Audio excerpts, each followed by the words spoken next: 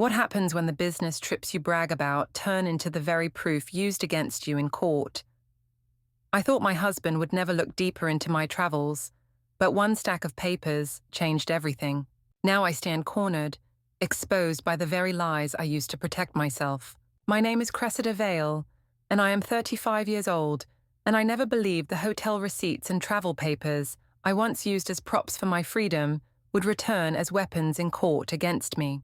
I told myself for years that business trips were my shield because everyone assumed a sales manager needed to travel and nobody questioned a woman coming home late with tired excuses. My husband Adrian is 37, and he always trusted me even when he looked uneasy about my constant departures.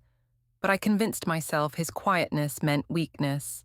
We have 2 children, Lila, who is 9, and Sam, who is 6, and I thought they were too young to notice the cracks. But lately, I see how their eyes follow every silence in our house. I met Julian Marks, a supplier, during one of those trips, and I told myself the meetings were harmless dinners at first, but eventually, they became more than I could admit. Julian made me feel noticed in ways Adrian never managed, and I justified everything by saying Adrian only cared about computers and numbers, while I deserved something brighter. My mother Diana always told me that a woman needed to enjoy her independence, and she insisted Adrian was too dull for someone like me. My sister Olivia even laughed when I hinted about excitement on the road, and she told me men should never expect wives to be saints. Adrian's mother Margaret, however, always studied me with cold suspicion, as if she saw through every smile, and his brother Stephen hardly hid his dislike. I brushed them off because I believed Adrian would never act against me, and I convinced myself nobody would dare question the stories I crafted. But then one evening, I walked past Adrian's office and saw him quietly stacking travel receipts into a folder, and I realized with a chill that my shield was becoming my trap. It began on a rainy Thursday evening when I returned from another so-called business trip, and Adrian stood in the kitchen quietly watching me unpack my bag, and I could feel his eyes burning into every movement I made, even though he did not speak. I told him the meetings had gone long, and the client was difficult, but he asked why the hotel listed on the credit card statement was from another city entirely, and my stomach dropped, though I quickly forced a smile. I told him the company had to change the reservation last minute, and that he must have confused the details, because I knew he rarely checked those things before. He stayed silent for a moment, then asked if I was sure, and I told him firmly that he was being paranoid and ungrateful after all my hard work. Inside, I felt nervous, but I also felt confident, because I had lied to him so many times, and he always accepted it eventually. Lila walked into the room and asked why Daddy sounded upset, and I quickly told her that Daddy was only stressed from work and that nothing was wrong at all. She seemed unsure, but she went upstairs, while Adrian continued staring at me with that blank expression I hated more than anger. I poured myself a glass of wine and told myself that if I acted calm enough, he would give up like always, and I could message Julian later without worry. When I finally sat down at the table, Adrian placed a small folded receipt in front of me, and I saw the name of a restaurant I had been to with Julian during the supposed trip. My heart pounded, but I picked it up casually and told him it must have been an old one from another visit, and that he was blowing things out of proportion. He did not argue, and that silence unnerved me more than any fight could have because it meant he was no longer asking me to explain, he was simply watching. That night in bed, I told myself Adrian had no proof beyond scattered papers, and that I could keep control of the story if I stayed firm. The next morning at breakfast, I laughed loudly and told the children their father was always worrying about small things, but I was the one who kept everything together. Ethan laughed and nodded, but Lila only frowned at me like she wanted to believe but could not, and that tiny doubt stung more than I admitted. Later that week, I told Julian about the receipt, and he laughed, saying Adrian was too boring to ever follow through and that I should not waste energy worrying. His careless words soothed me for a while because I wanted to believe he was right, but deep down, I sensed Adrian was not letting go. At dinner on Sunday, Adrian's mother Margaret asked suddenly how my last trip went, and I smiled and said everything was wonderful, while she narrowed her eyes as though she already knew I was lying. Stephen then asked if my company really needed me to travel so often, and I laughed, saying maybe they trusted me more than their wives, and everyone at the table chuckled except Adrian.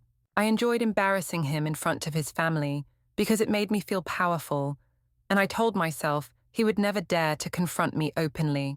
That night, after everyone left, Adrian gathered the plates silently while I poured another glass of wine and told him he needed to loosen up, but he only nodded without looking at me.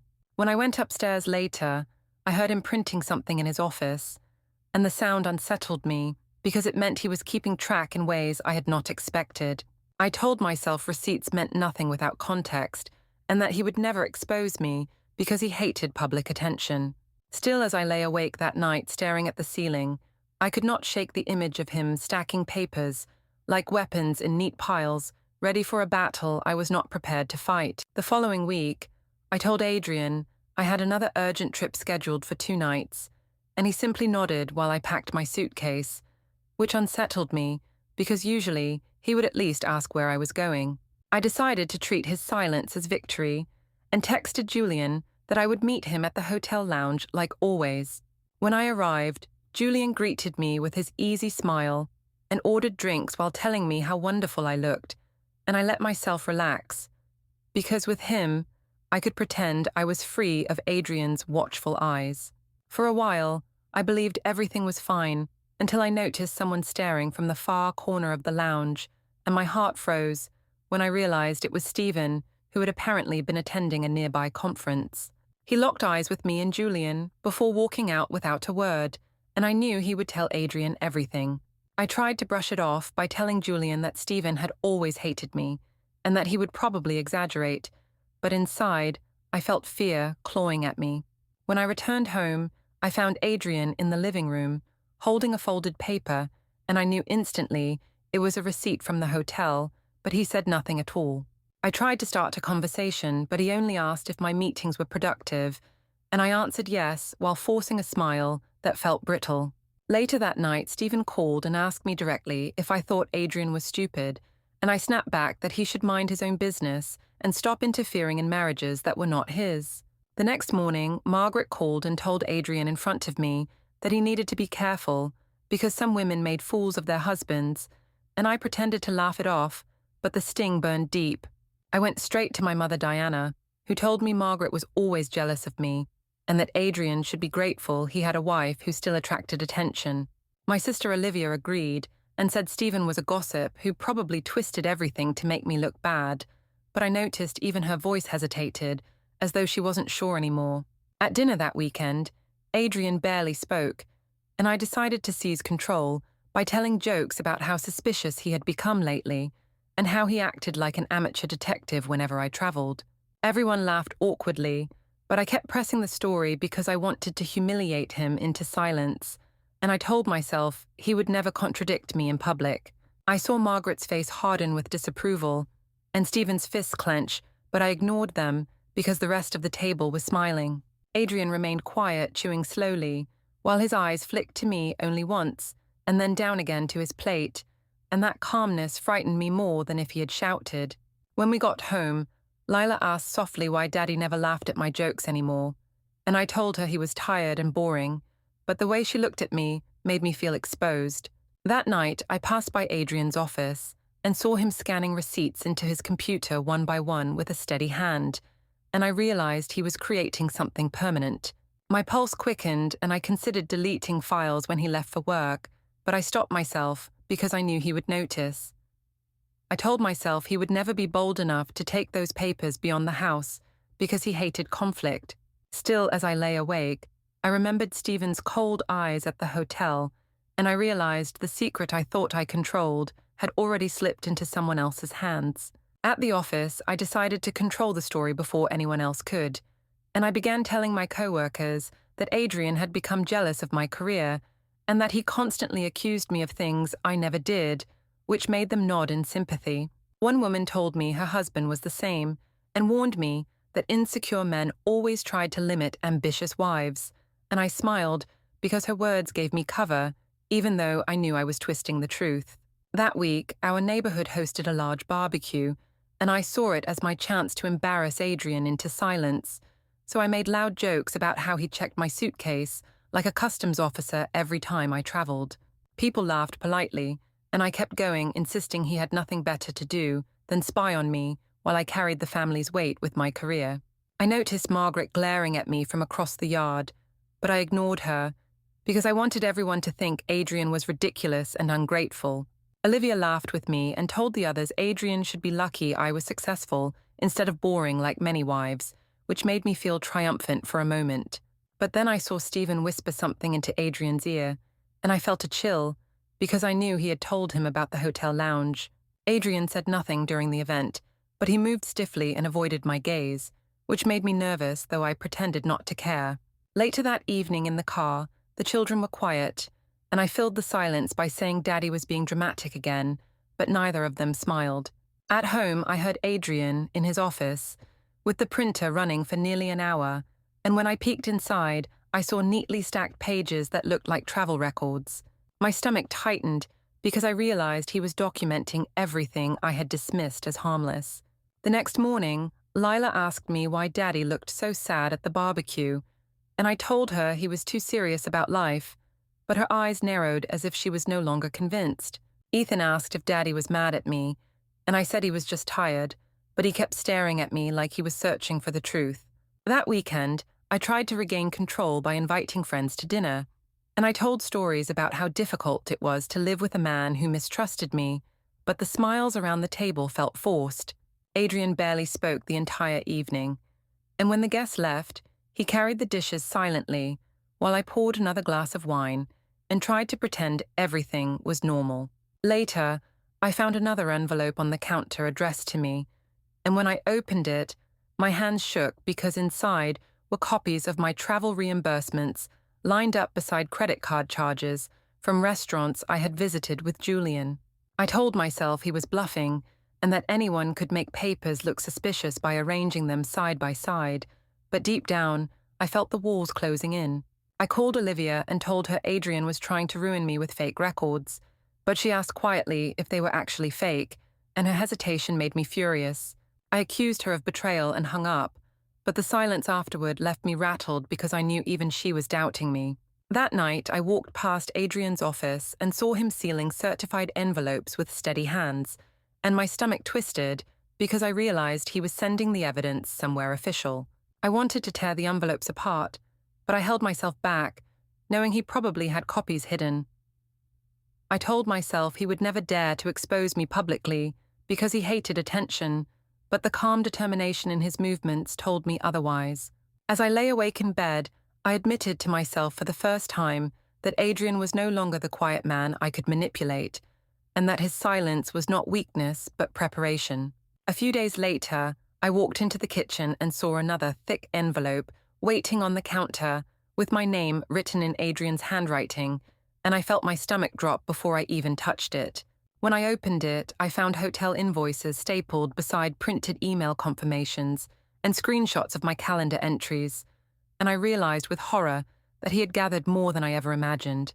I laughed loudly and told myself this was ridiculous and that no real husband would treat travel paperwork as betrayal, but my hands trembled as I tried to push the pages back into the envelope. When Adrian came in, I accused him of fabricating records and exaggerating something harmless, but he only looked at me with calm eyes and walked out without saying anything. That silence cut deeper than shouting because it meant he no longer needed words to fight me.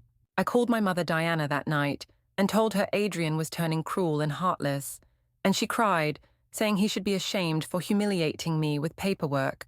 For a moment I felt validated, but then Margaret called Adrian in front of me and said directly that I had made a fool of him for years and that it was time for him to protect himself.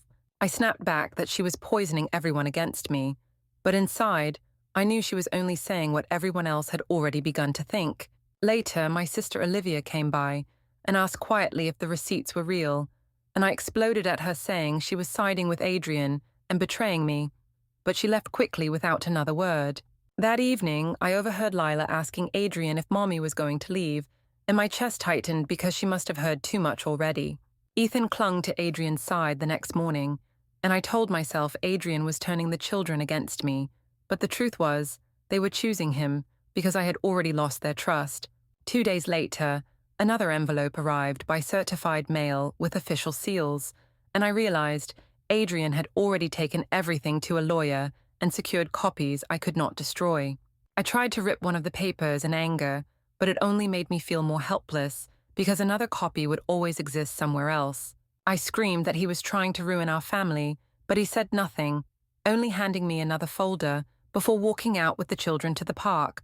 When Diana came by, she begged Adrian to stop, but Margaret was present too, and she snapped that I had brought this on myself, and the two women shouted while I stood frozen, unable to move. Lila began to cry and asked me directly if I was in trouble with the police, and I knelt beside her, telling her Daddy was being dramatic, but she pulled away and clung to Adrian instead, which left me shaking. That night, the doorbell rang, and when I opened it, two police officers stood there asking to speak with me, while Adrian stood calmly behind them, holding another folder. I tried to smile and told them this was only a silly misunderstanding between spouses, but they explained they were there to confirm a report and collect a statement. Adrian handed over documents, while I stood frozen because I had never believed he would actually go this far, and I felt the walls of my control closing in. I kept repeating to myself that Adrian was only doing this out of spite, but deep down, I knew he was dismantling every excuse I had ever used, and he was winning without raising his voice. That was the night I finally understood that the quiet man I had mocked for years was building a case that I could not escape, and that his silence was the most dangerous weapon of all. The next morning, Adrian left before sunrise, and I assumed he was heading to work until my phone rang with a call from the police station asking me to confirm a time to give a formal statement, because Adrian had already filed everything officially. My pulse hammered as I told myself this was nothing but a scare tactic and that no court would ever take him seriously over receipts and hotel invoices. But when I returned home later, I found another envelope waiting on the counter. This one contained a custody draft with Lila and Sam's names, printed clearly along with visitation schedules and financial restrictions that made my hands shake because it showed Adrian was not bluffing. I burst into tears and called Olivia, hoping she would comfort me, but she asked directly if I had really been meeting Julian during business trips, and her hesitation made me furious. I shouted that she had no right to interrogate me, and I hung up, but the silence afterward was heavier than her words, because I realized she no longer fully believed me. I then called Diana and told her Adrian was trying to destroy me, and she insisted he was only trying to control me, but her voice sounded weaker than before, as if even she was no longer sure. Meanwhile, Margaret praised Adrian openly, telling him he was brave for finally standing up for himself, and Stephen congratulated him for protecting the children after years of humiliation. I felt betrayed because family was supposed to defend me, yet somehow everyone seemed to applaud Adrian for building a case against me. That night I confronted him directly and told him we could work it out if he just stopped this madness, but he only slid another set of papers across the table, showing my travel reimbursements stapled beside hotel invoices and text records with Julian. My throat tightened as I flipped through them, because every page was a mirror of my lies, and I had no explanation that could make them disappear. Later that night, Lila asked why Daddy was sleeping in the guest room, and I told her he was punishing me unfairly, but she shook her head and whispered that Daddy was protecting her and Sam, which cut deeper than anything else. I thought I could charm the officers when I went to give my statement by insisting the dinners and trips were only business and that Adrian was exaggerating, but they listened politely and reminded me that receipts and messages carried more weight than words. I walked out of the station trembling because I knew charm would not save me this time. When I returned home, Adrian handed me another envelope, this one a notice of his upcoming meeting with a custody lawyer, and the last of my confidence drained away. Diana came by crying and begged Adrian not to do this for the children's sake, but Margaret stood beside him firmly telling him to finish what he had started. Stephen nodded in agreement while I stood frozen, realizing that the man I had mocked as weak for years had turned everyone against me. I accused him one last time of trying to punish me out of spite, but his calm expression told me he was finished listening. As I held the custody draft in my shaking hands, I realized Adrian was prepared to walk into court with everything he needed to strip me of control and dignity, and there was nothing I could do to stop him. The day of the hearing arrived faster than I could prepare, and I walked into the courthouse with my chin high, even though my stomach churned, because I still believed I could twist the story and make everyone see me as the victim. Adrian stood across the room, calm and silent, with a folder so thick I could see the corners of papers peeking out, and I felt the first real wave of fear.